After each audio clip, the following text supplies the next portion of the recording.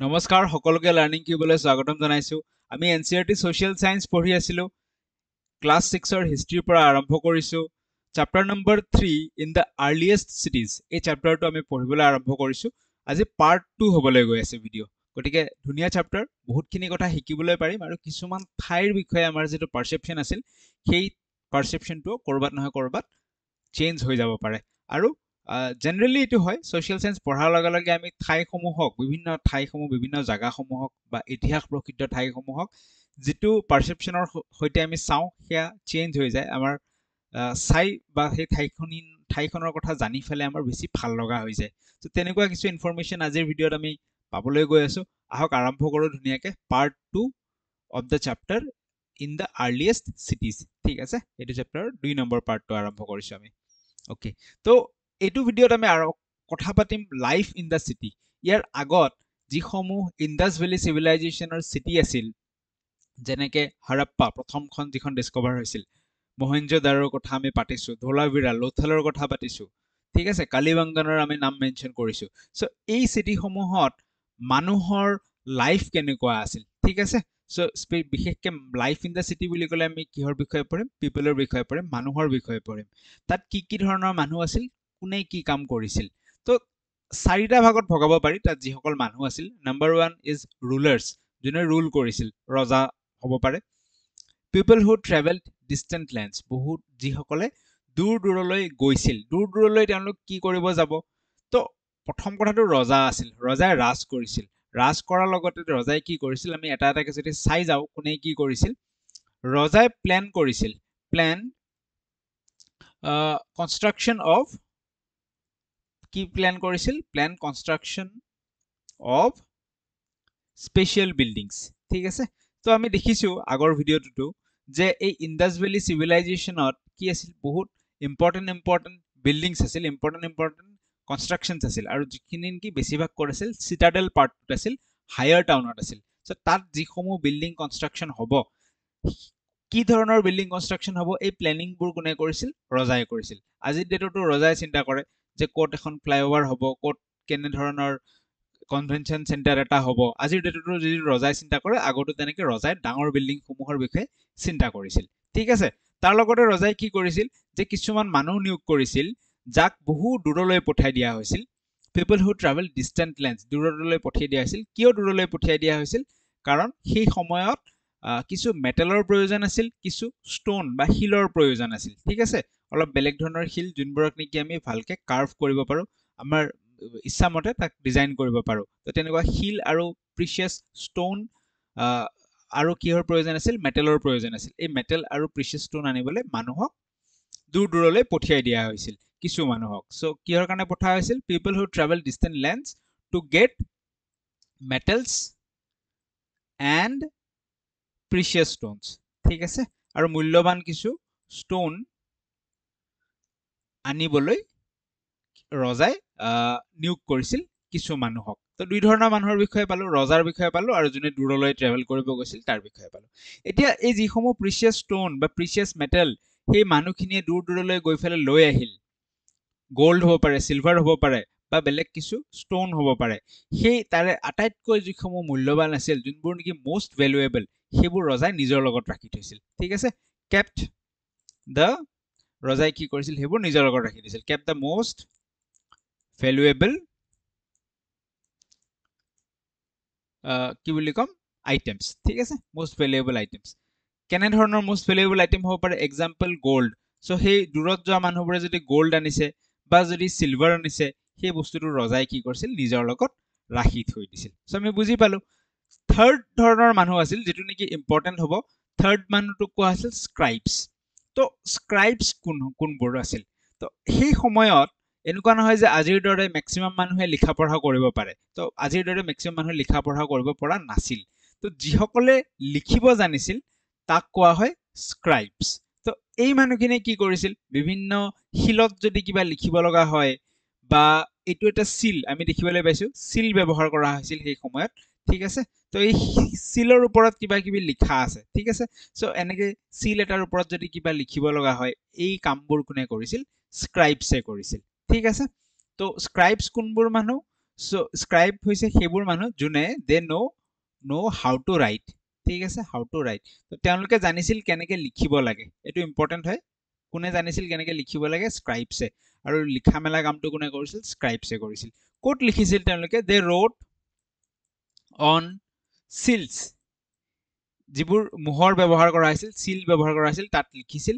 আৰু লগতে and on ষ্ট'নছ, ঠিক আছে, শিলতো লিখিছিল। হৈ গ'ল, অ'কে। তাৰোপৰি কিছু মানুহ আছিল ক্ৰাফ্ট পাৰ্চন, যিসকল শিল্পকলাৰ লগত জড়িত আছিল। তেওঁলোকে বিভিন্ন ধৰণৰ শিল্পকলাৰ সৃষ্টি কৰিছিল। টেৰাকোটাৰ বাচন বৰ্তন বনাইছিল। টেৰাকোটা মানে হৈছে মাটিৰ যিবোৰ বাচন বৰ্তন, সেই মেটেৰিয়েলটো টেৰাকোটা, ঠিক আছে। তো সেইবোৰ বা শিলকো কাৰ্ভ কৰি কেনে কাটি কাটি কেনে তেওঁলোকে বিভিন্ন বস্তু বনাইছিল। সেইবোৰ আছিল ক্ৰাফ্ট পাৰ্চন, শিল্পকলাৰ লগত জড়িত মানুহ। তো শিল্পকলাৰ চৰ্চা সেই সময়ত আছিল। তাৰে এটা প্ৰমাণ হৈছে কিছুমান ঠাইত কি পোৱা গৈছে? টেৰাকোটা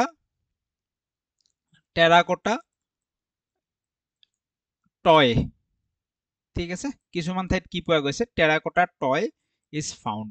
কিছু ঠাইত টেৰাকোটাৰ টয় পোৱা গৈছে। এই পিকচাৰখন আপোনালোকে মন কৰক, এই ছেকেণ্ড পিকচাৰখন। তো ইয়াত কি এইবিলাক যে দেখিছো আমি, এইবিলাক কি হয়? একো একোটা পুতলা হয়। এই পুতলাবোৰ কিহেদি নিৰ্মিত?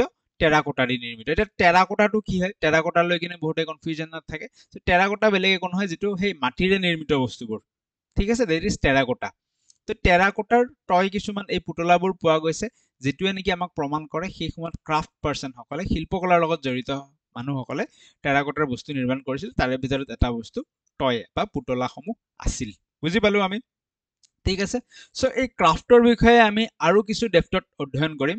সেই সময়ত ক্ৰাফ্ট মানে শিল্পকলাৰ লগত জড়িত আৰু কি কি বস্তু পোৱা গৈছিল, সেইবোৰৰ পৰা আমি কি গম পাওঁ, সেই বিষয়ে আৰু অলপ অধ্যয়ন কৰি ল'ম। তো ক্ৰাফ্ট ক'ত ক'ত কৰা হৈছিল? ক্ৰাফ্ট অন ষ্ট'নছ, শিলৰ ওপৰত ক্ৰাফ্টিং কৰা হৈছিল। শেল, ঠিক আছে। শেলটো কি হয়? শেল যেনেকে শামুকৰ খোলা থাকে, কৰি যিবোৰ আছে, ঠিক আছে, সেই বস্তুবোৰ হৈছে শেলছ। তাৰ লগতে মেটেলৰ ওপৰতো গ'ল্ড চিলভাৰৰ জুৱেলাৰী বনোৱা হৈছিল বা কপাৰ ব্যৱহাৰ হৈছিল। তেতিয়া কপাৰক ইউজ কৰিও বিভিন্ন ধৰণৰ বস্তু বনোৱা হৈছিল। চ' এইবিলাক ক্ৰাফ্ট আছিল সেই সময়ত। ষ্ট'নৰ ওপৰত ক্ৰাফ্ট কৰিছিল, শেলৰ ওপৰত আৰু মেটেলছৰ ওপৰত। মেটেলছৰ বিষয়ে অকণমান আমি বেছি অধ্যয়ন কৰিব লাগিব। আমাক সুধিব পাৰে যে সেই সময়ত তলত দিয়া মেটেল কেইটাৰ কোনকেইটা উপলব্ধ আছিল, ঠিক আছে। তো আমি জানো যে সেই সময়ত কপাৰটো আছিলেই, কাৰণ ইণ্ডাছ ভেলী চিভিলাইজেশ্যনক কেলকলিথিক এজ বুলিও কোৱা হয়, তাৰমানে কপাৰ এজ, ঠিক আছে। চ' নাম্বাৰ ওৱানত কপাৰ থাকিবই। কপাৰ সেই সময়ত আছিল, কপাৰ ব্যৱহাৰ আছিল। তাৰোপৰি টিন ব্যৱহাৰ কৰা হৈছিল, ঠিক আছে। কপাৰ ব্যৱহাৰ কৰিছিল, টিন ব্যৱহাৰ কৰিছিল। আৰু থাৰ্ডত এই কপাৰ আৰু টিন যদি আমি মিলাই দিওঁ, তেতিয়াহ'লে আমি এটা এলয় এটা পাওঁ, ঠিক আছে। Mixture of copper and tin যদি কৰি দিওঁ, এটা এলয় পাওঁ, যাক কোৱা হয় ব্ৰঞ্জ, ঠিক আছে। ব্ৰঞ্জ আমি শুনি থাকো। তো ব্ৰঞ্জটো ডাইৰেক্ট আপুনি নেচাৰত নাপাব। ব্ৰঞ্জ পাব লাগিলে কি কৰিব লাগিব? কপাৰ আৰু টিন মিলাই দিলে ব্ৰঞ্জ পাব লাগিব।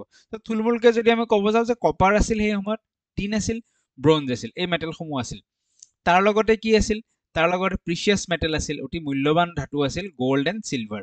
এই মেটেলকেইটা সেই সময়ত পোৱা গৈছিল। আৰু ক্ৰাফ্ট পাৰ্চনসকলে এই মেটেলসমূহ ব্যৱহাৰ কৰি বিভিন্ন শিল্পকলাৰ কাম কৰিছিল। কপাৰ, টিন, ব্ৰঞ্জ এইসমূহক কি কি কামত ব্যৱহাৰ কৰিছিল বুলি যদি আমাক সোধে, তো এইসমূহক কি কি কামত ব্যৱহাৰ কৰিছিল বুলি আমি লিখিব পাৰিম। ইহঁতক বিভিন্ন সা সঁজুলি বনাবলৈ, টুলছ বনাবলৈ, ঠিক আছে, দা কটাৰী হ'ব পাৰে বা তেনেধৰণৰ খেতিৰ কিবা সঁজুলি হ'ব পাৰে, অস্ত্ৰ শস্ত্ৰ হ'ব পাৰে, ৱেপনছ, টুলছৰ পিছত আমি ৱেপনছ লিখিম, ঠিক আছে, ৱেপনছ এইবিলাক বনাবলৈ। তাৰ লগত আহি গ'ল অৰ্নামেণ্টছ মানে জুৱেলাৰী, ঠিক আছে, আ অলংকাৰ জাতীয় বস্তু। আৰু লগতে ভেছেলছ, পাত্ৰ কিছুমান, যিসমূহ পাত্ৰত পানী থ'ব বা বেলেগ বেলেগ বস্তু থ'ব, এই আটাইবোৰ বস্তু বনাবলৈ কপাৰ, টিন, ব্ৰঞ্জ ব্যৱহাৰ কৰিছিল। গ'ল্ড এণ্ড চিলভাৰৰ ব্যৱহাৰ বেছিভাগ কিহত আছিল? অৰ্নামেণ্টছ বনাওঁতে গ'ল্ড এণ্ড চিলভাৰৰ ব্যৱহাৰ আছিল, অৰ্নামেণ্টছ বনাওঁতে আছিল। ক্লিয়াৰ হৈ গ'ল, এইখিনি আমি বুজি পালো। এইটোৰ পৰা কিন্তু কুৱেশ্যন দিব পাৰে। কোনটোৰ পৰা? এইটোৰ পৰা। কেনেকে কুৱেশ্যনছ দিব? যে চিলছ, সেই সময়ত যিসমূহ চিলছ আছিল, চিল মানে বুজি পাইছে ন, মোহৰ যিসমূহ আছিল, এই চিলছসমূহ কিহেৰে নিৰ্মিত আছিল? চিলছসমূহ কিন্তু মেটেলেৰে নিৰ্মিত বুলি পোৱা হোৱা নাই বা আমাক কোৱাও নাই। আমাক কৈছে যে চিলছসমূহ কিহেৰে নিৰ্মিত আছিল? Seals were made out of stones. তো আমাক যদি এনেকে ফচাই দিয়ে যে ইণ্ডাছ ভেলী চিভিলাইজেশ্যনত কপাৰৰ বা টিনৰ চিল পোৱা গৈছে হেতু এটা ভুল স্টেটমেন্ট হ'ব ইন্দাছ ভেলী সিভিলাইজেশনত চিলসমূহ ষ্টনৰ আছিল শিলৰ আছিল ঠিক আছে কপাৰ টিন ব্ৰঞ্জ এইবোৰক বিভিন্ন সা-সঁজুলি টুলস ওয়েপনস অস্ত্ৰ শস্ত্ৰ অৰ্নামেন্টস আৰু ভেসেলস এনে ধৰণৰ বস্তু বনাবলৈহে ব্যৱহাৰ কৰিছিল চিল বনাবলৈ ব্যৱহাৰ কৰা হোৱা নাছিল চিলসমূহ ষ্টন দি বনাইছে আৰু কৰবাত টেৰাকোটা চিল আছে তাৰমানে মাটি দি টেৰাকোটা চিলছ আছিল কিন্তু হা এটোৰ বিষয়ে আমি পাম পিছত বাট মেটেলৰ চিল থাকা বুলি পোৱা হোৱা নাই চিলছবোৰ কেনেকুৱা আছিল চিলছ ৰেক্টেংগুলাৰ ইন শেপ আৰু এনিমেলছ কাৰ্ভড অন ইট আয়তাকাৰ আছিল আগৰ যেটো আমি পিকচাৰ দেখিছো তাত আয়তাকাৰ চিল আছিল আৰু লগতে কিছু জন্তু এনেকুৱা এনিমেল তাৰ ওপৰত কাৰ্ভ কৰা আছিল বুজি পালো এখিনি আমি কিছু কথা ক্ৰাফটৰ বিষয়ে আৰু অলপ সোমাই যাও ক্ৰাফটৰ বিষয়ে আৰু অলপ অধ্যয়ন কৰো কি অধ্যয়ন কৰিব পাৰিম আৰু অলপ যে ষ্টন ক্ৰাফটৰ বিষয়ে অলপ অধ্যয়ন কৰি লওঁ ঠিক আছে শিলেৰে নিৰ্মিত যিখিনি ক্ৰাফট আছিল তো এই ষ্টনসমূহ কি কামত ব্যৱহাৰ হৈছিল number 1 weights were made out of charred stone weights মানে কি হয় এই যেটো আমাৰ দাগা থাকে দাগা পাল্লাত ওজন জুখিবলৈ যেটো আমি দাগা ইউজ কৰো বুজি পাইছে দ্যাট ইজ দা weight তো সেই weight আছিল সেই সময়ৰ সেই দাগা আছিল হা আজি দৰে হয়তো কিলোগ্ৰাম নাথাকিব পাৰে বাট সিমিলাৰ ইকুইভ্যালেন্ট কিছুমান weight আছিল সেই weight-বোৰ কি দি বনাইছে আজিকালি যেনেকৈ লোহা দি বনায় আগত ষ্টন দি বনাইছে ভেৰি ভেৰি ভেৰি ইম্পৰ্টেন্ট আমাক সুধিব পাৰে কোনটো ষ্টন দি weight বনোৱা হৈছে চাৰ্ট ষ্টন ঠিক আছে সেই যেটো প্ৰথম ছবি দেখিবলৈ পাইছে বগা বগা শিল এইটোৱে হৈছে চাৰ্ট ষ্টন এই চাৰ্ট ষ্টন দি এটো মনত ৰাখিব এটো পইণ্ট চাৰ্ট ষ্টন দি ইন্দাছ ভেলী সিভিলাইজেশনত weight বনোৱা হৈছে এটো কথা আমি গম পাই গলো সেকেন্ড আৰু এক ধৰণৰ ষ্টন আছিল এই যেটো সেকেন্ড পিকচাৰ আপোনালোকে দেখিবলৈ পাইছে দেখিছে এই ষ্টনবোৰ কেনেকুৱা ৰঙা ৰঙা ঠিক আছে এই ষ্টনবোৰক কোৱা হৈছে কাৰ্নেলিয়ানটো কি হয় এটা ৰঙা ষ্টন হয় এই কাৰ্নেলিয়ানক কি কামত ব্যৱহাৰ কৰা হৈছে এনেকুৱা মালা সদৃশ মণিমুকুটা দি মালা সদৃশ এনেকুৱা মালা বনাবলৈ এই কাৰ্নেলিয়ান ষ্টনটো ব্যৱহাৰ কৰা হৈছে বিডস মানে মালা মণিমুকুটা দি বনোৱা এনেকুৱা মালাবোৰ বিডস মেড আউট অফ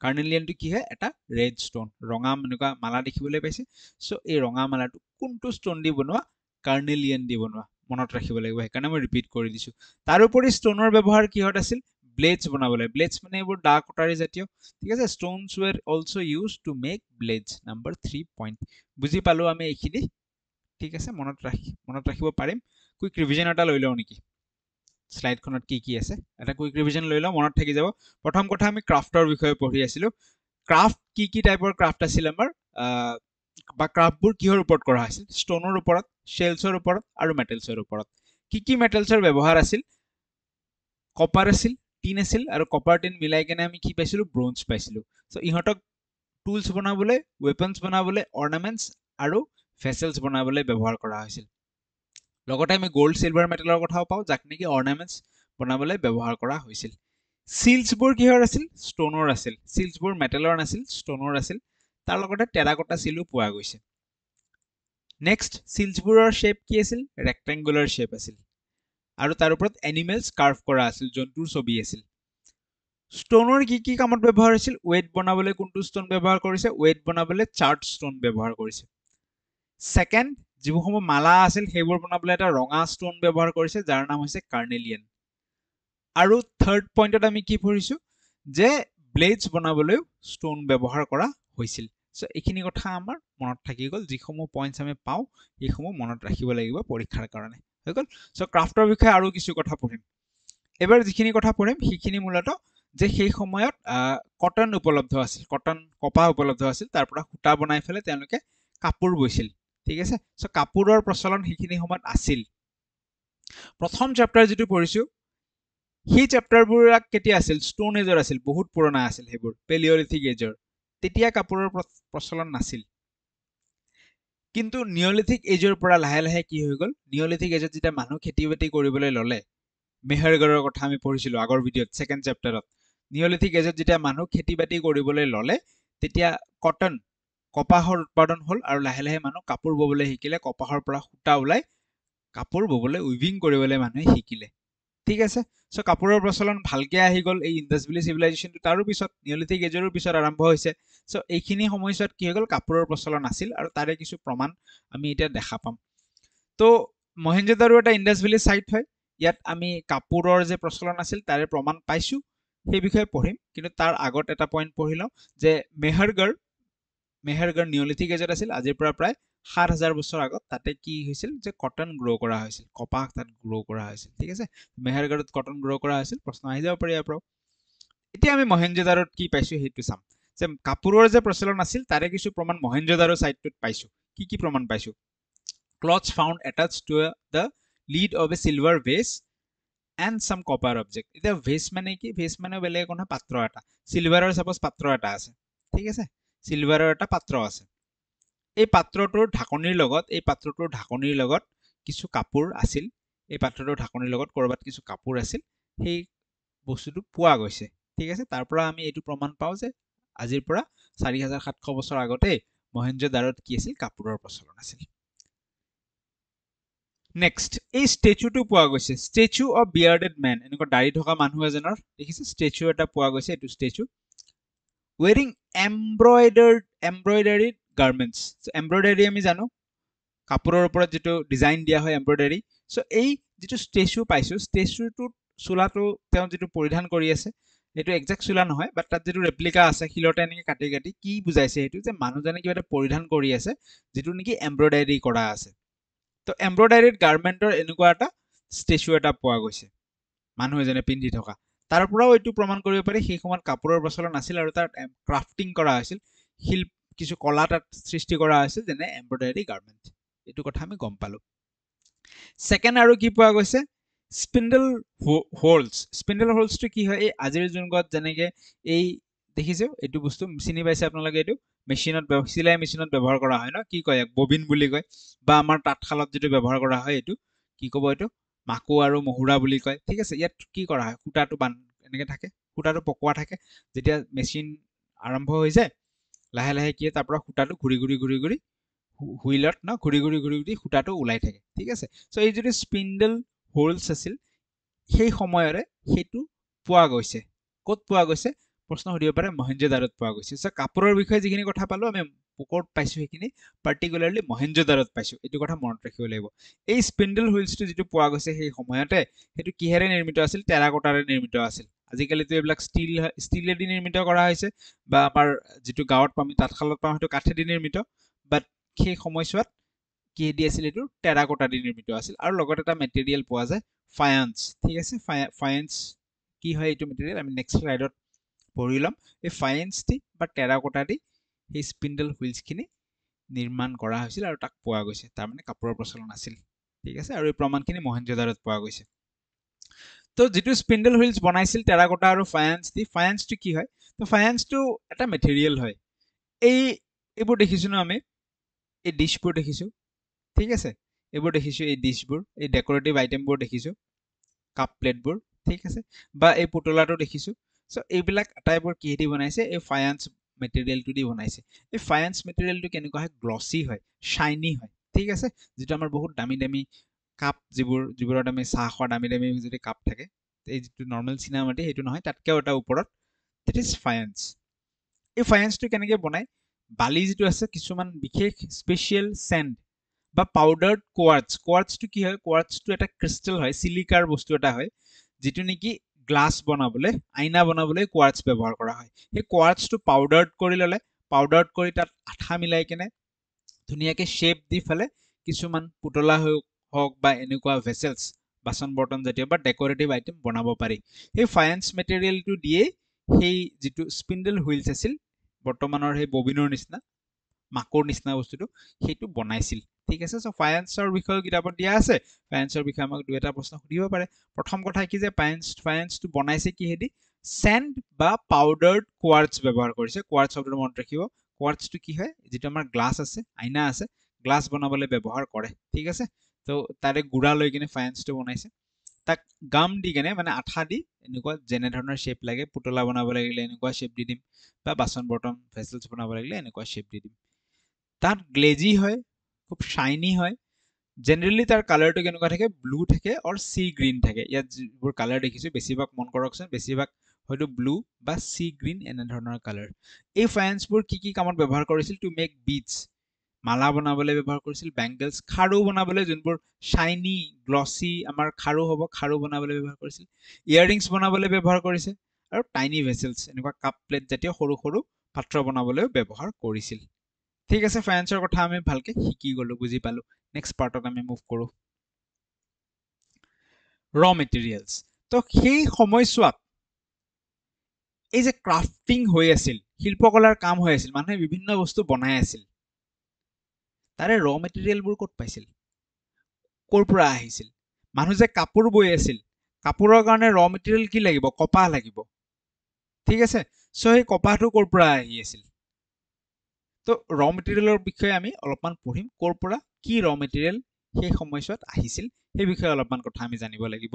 ঠিক আছে, চ' কিছুমান ৰ মেটেৰিয়েল আছিল নেচাৰেলি ফাউণ্ড, যিখিনি আমি প্ৰাকৃতিকভাৱে আমাৰ আশে পাশে পায়ে যাওঁ, নিজে পাই যাওঁ। কিন্তু নেচাৰেলি ফাউণ্ড ৰ মেটেৰিয়েলছৰ ভিতৰত কি কি আহিব? যেনেকে আমাৰ কাঠ যদি প্ৰয়োজন হয়, উডটো আমি ক'ত পাই যাম? আশে পাশে ক'ৰবাত পাই যাম।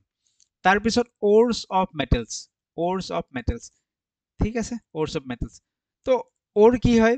অ'ৰ হৈছে এনেকুৱা এটা বস্তু য'ৰ পৰা আকৰ বুলি যাক কোৱা হয়, য'ৰ পৰা কি কৰে, বা মণিক বুলি যাক কয়। ঠিক আছে, য'ৰ পৰা কি কৰিব পাৰি? মেটেল এটা এক্সট্ৰাক্ট কৰি উলিয়াব পাৰি। এতিয়া আইৰণ, আইৰণটোতো যিটো অৱস্থাত আমি লোহাটো দেখো ডাইৰেক্ট সেইটো অৱস্থাত নাথাকে, সি আইৰণৰ অ'ৰ হেমেটাইট হিচাপে থাকিব। তো হেমেটাইটৰ পৰা, হেমেটাইটটো নেচাৰেলি ক'ৰবাত ক'ৰবাত পোৱা গৈছিল, হেমেটাইটৰ পৰা আইৰণটো এক্সট্ৰাক্ট কৰি উলিয়াব লাগিব। ঠিক আছে, চ' সেই অ'ৰটো একজেক্ট মেটেলটোতো পোৱা নগৈছিল ওচৰে পাজৰে, বাট সেই অ'ৰটো পোৱা গৈছিল। ঠিক আছে, সেই অ'ৰটো ব্যৱহাৰ কৰিছে। ক'ৰবাত ক'ৰবাত ৰক পেইণ্টিংবোৰৰ কথা আমি ডিছকাছ কৰিছোঁ, কেতিয়াবা কেতিয়াবা আমি পাম, সেই বিষয়ে পঢ়িম। ৰক পেইণ্টিংবোৰ যিহেদি আঁকিছিল, কিহেদি আঁকিছিল? সেইবোৰ হেমেটাইট দি আঁকিছিল। হেমেটাইটটো কি হয়? আইৰণৰ অ'ৰ হয়। ঠিক আছে, তো এইকাৰণে হেমেটাইটটো অলপ অলপ ৰঙা ৰঙা, ৰক পেইণ্টিঙৰ যিবোৰ আমি পিকচাৰ দেখিছোঁ তাত অলপ ৰঙা ৰঙা পেইণ্ট ব্যৱহাৰ কৰা হৈছে।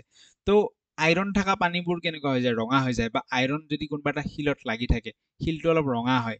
ঠিক আছে, চ' এইটো হেমেটাইট, আইৰণৰ অ'ৰ, তাৰ পৰা আইৰণটো এক্সট্ৰাক্ট কৰি উলিয়াব পাৰি বাৰু।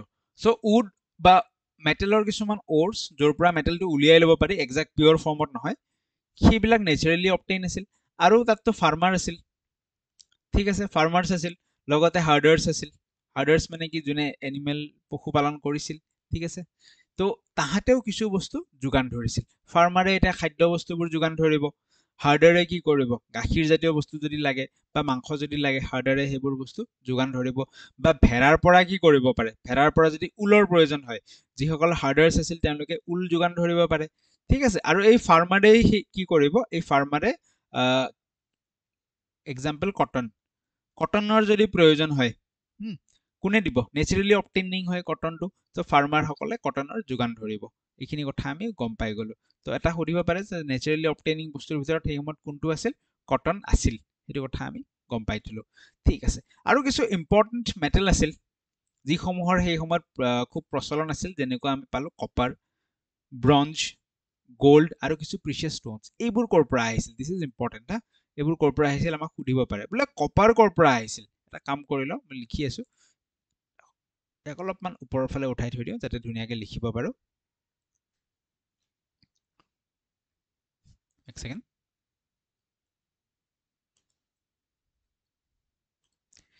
এক ছেকেণ্ড লৈ লৈছো দেই।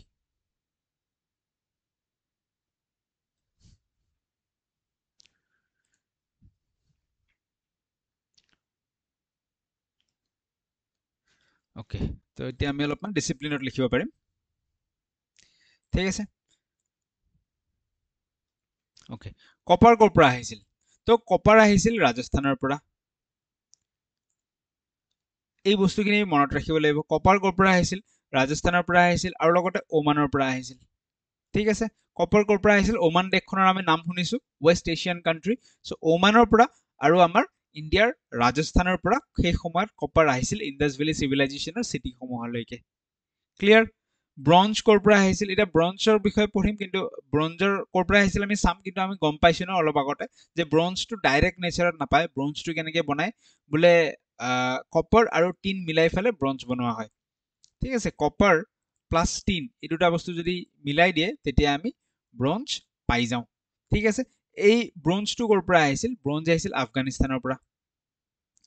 আফগানিস্তানৰ পৰা ব্ৰঞ্জ আহিছিল আৰু লগতে ইৰাণৰ পৰা ব্ৰঞ্জ আহিছিল ঠিক আছে ইৰাণ আৰু আফগানিস্তানৰ পৰা কি আহিছিল ব্ৰঞ্জ আহিছিল ইৰাণ আৰু আফগানিস্তানৰ পৰা ব্ৰঞ্জ আহিছিল মুখস্থ কৰিব লাগিব মনত ৰাখিব লাগিব কপাৰ কৰ পৰা আহিছিল ৰাজস্থান আৰু ওমানৰ পৰা আৰু লগতে ব্ৰঞ্জ আহিছিল আফগানিস্তান আৰু ইৰাণৰ পৰা ঠিক আছে গোল্ড কৰ পৰা আহিছিল গোল্ড আমাৰ ইণ্ডিয়াতে পাওঁ আমি কৰ্ণাটকাৰ কোলাৰ গোল্ড মাইন আছে ন কোলাৰত আছে কৰ্ণাটকা ঠিক আছে কৰ্ণাটকাৰ পৰা কি আহিছিল গোল্ড আহিছিল এইটো কথা মনত ৰাখিব লাগিব আৰু লগতে কিছু প্ৰিচিয়াছ ষ্টোন আছিল মূল্যৱান ষ্টোন সেইসমূহ কৰ পৰা আহিছিল মূল্যৱান ষ্টোনসমূহ সেইসমূহৰ কিছু প্ৰিচিয়াছ ষ্টোন আহিছিল গুজৰাটৰ পৰা আহিছিল ইৰাণৰ পৰাও কিছু প্ৰিচিয়াছ ষ্টোন আহিছিল আৰু আফগানিস্তানৰ পৰাও কিছু প্ৰিচিয়াছ ষ্টোন আহিছিল ঠিক আছে আফগানিস্তানৰ পৰা সো এনেকৈ পইণ্ট ৱাইজ বস্তুখিনি মনত ৰাখিব লাগিব মেইন কথা কপাৰ কৰ পৰা আহিছিল ৰিপিট কৰি আছো যেহেতু ইম্পৰ্টেণ্ট হয় কপাৰ আহিছিল আমাৰ